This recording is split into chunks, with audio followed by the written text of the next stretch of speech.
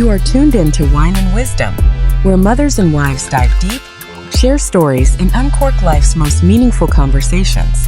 Darling, can you pass the wine, please? Every Wednesday, we're bringing you real talk, real scenarios, and the real reality of womanhood. I love you, girl. Enjoy the show. But I'm excited that you're here with me. Thank you for making time. For the people that aren't aware of what you do and, you know, your business, your story, why don't you tell them what you do for a living? I'm an attorney. Okay. I have my own law firm. I opened it in December. Officially January, opened the doors. I was in another law firm and then my partner died. So I had to go off on my own. It's kind of hard to figure out the business side of having a law firm just because I've never been a business owner until now. Yeah. But I mean, now I've kind of got it figured out. I like it. It's like our girls' law firm because it's just me and my paralegal. I don't know. I think it's awesome because my dad, he always wanted me to be a lawyer and to go to law school, but it wasn't me. I didn't have the patience for it. Definitely. I lack with patience a lot in a lot of areas of my life, but I'm working on it. But I think that's awesome. It definitely takes a certain kind of person to want to go to law school or be a lawyer. Absolutely. The amount of reading that you do, the amount of work that you like, you definitely have to have a heart for it. With that being said, for the girls that are in law school or that are getting ready to take their bar exam and that are interested in, you know, the route of law, what is your advice to them? The first thing I would say is if you're already in law school, you know how hard it is. You know how embarrassing it can be too, and the ridicule you get from professors, your classmates, because it's all competition. Yeah. And, you know,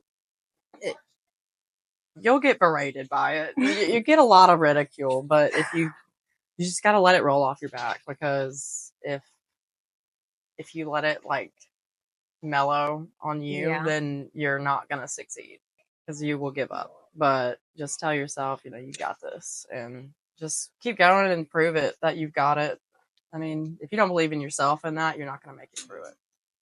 It took me 3 times to pass the bar, but the first time I missed it by 5 points out of 260. I would have bawled my eyes out. Oh, I did. I had a complete meltdown.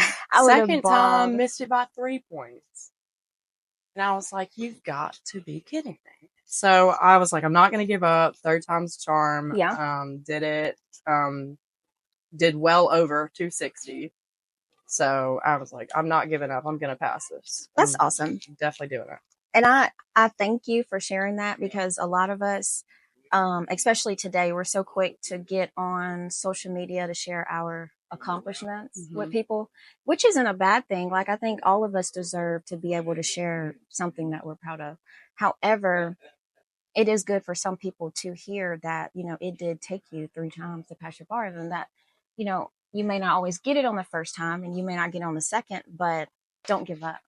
That's the best thing is do not give up. Just try it again. Because if you give up, you just wasted all the time you went to law school for. Absolutely. Studying for the bar. Finances. Right.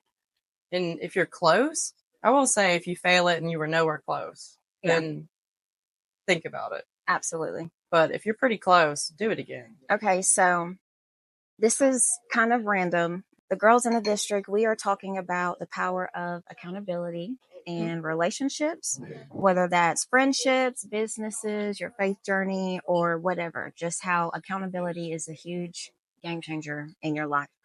From your perspective as an attorney working with businesses and partnerships, how has accountability played a role in what you do? And how have you seen the lack of accountability play roles in business relationships or partnerships? Especially in the legal field, you've got to just own it. Yeah. If you make a mistake, own it. Don't even try to hide that you made the mistake because it will come out. Yes. And no one will respect you if you try to lie about it. 'Cause we all know. I mean, our job is like To know. to know if To you're lying know. to us or not, or giving us a story. So, and every colleague you'll have will know that too. So my thing is, I do make mistakes. I feel like an idiot some days, and I'm like, it's okay. We all make mistakes. Yeah. That's why it's called practicing law. It's important to do that with any partner, or like relationship, spouse, whatever it may be, just because if you try to hide something and make it work, or make yourself seem like I didn't know, I didn't mean to do that, then it's gonna come out still. Yes. It's just The dark will always come to you'll have the more light. respect if you're the one that's like, I screwed up. Absolutely. And another thing too, as far as with relationships, I'll add on. I know for me, even with my husband, I would rather be with somebody that will hold me accountable, because at the end of the day, you're letting me know that you love me so much that you don't want me to be less or act less than what the potential that you see in me. So you holding me accountable and saying, for example, I've been a stay-at-home mom for a long time, so this journey right here has been long coming. But first time around, he was working and I was at home with the kids, but he came home one day, it was 3 o'clock. I was still in my pajamas, still in my robe, but I was a business owner. Mm-hmm. And, he, in a respectful way, just said, you want to be a business owner, but I don't know any business owner that's still in their pajamas at 3 o'clock. Fair enough. And I'm like, oh, that hurts so bad, but I needed to hear it, It's the truth that hurts. Yes. And I needed to hear it. But I think that accountability in any relationship, friendship, relationship, marriage, whatever, it's very important to me. I also think sometimes, and you let me know if you agree, that some people fear accountability, or they kind of run from it because it is uncomfortable. And sometimes it is hard to admit, like, hey, I screwed up. Yeah. Fear of consequences, you know? It's because you got to make them look in the mirror and they don't want to. Oh, yes. That's just self-denial. But I mean, I appreciate a partner or a friend or a colleague who will say, that was bad, or this isn't looking right. You need to fix that. And I respect those people in my life a lot more than the ones who will wait, not say anything, watch something fall apart, and then say, I told you so. Well, right. Or I knew that wasn't right or a good idea. Well, you didn't speak up then. So I don't want to hear it from you. Before we wrap up, I want to take a minute to thank our incredible sponsor, Amazing Grazing. Whether you're planning a girls' lunch, a brunch, wedding, or just want to treat yourself to something special and delicious, Miss Angie's handcrafted charcuterie boards are made with love, intention, and a lot of Southern grace. Proverbs 31:31 says, honor her all that her hands have done, and let her work bring praise at the city gate. And today we're highlighting this amazing woman-owned business that's blessed our community one board and one bite at a time. So if you're in Dadeville, Alabama, be sure to check out Amazing Grazing, where every board is a labor of love.